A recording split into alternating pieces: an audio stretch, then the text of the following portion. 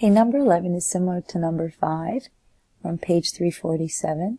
We're asked to find the 6 trig functions of theta given a point P on the terminal side of theta.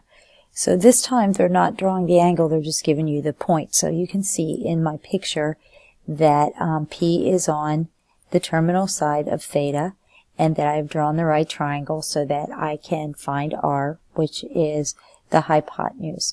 And we're going to use the fact that it is the hypotenuse in the Pythagorean theorem. So P is 5, 2. So that makes R the square root of x squared plus y squared. So R is going to be the square root, 5, 2.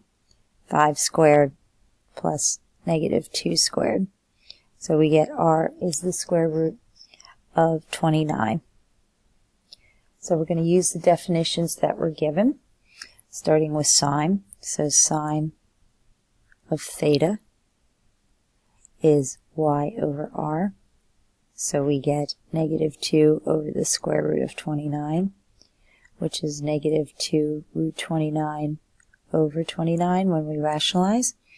Then cosine theta is going to be x over r, which is going to be 5 over the square root of 29.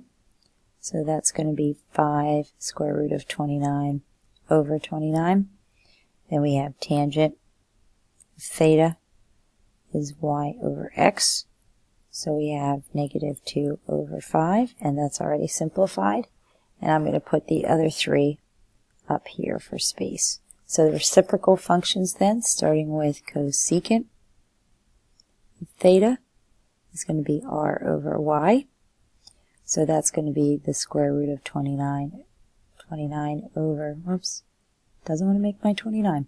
Square root of 29 over negative 2. Secant of theta is r over x. So that is the square root,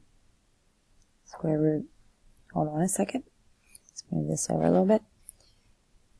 Square root of 29, now I'm off.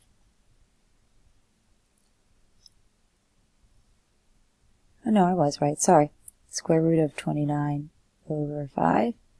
And then finally, cotangent of theta is x over y, which equals 5 over negative 2. And there we have it. The 6 trig functions of theta given P.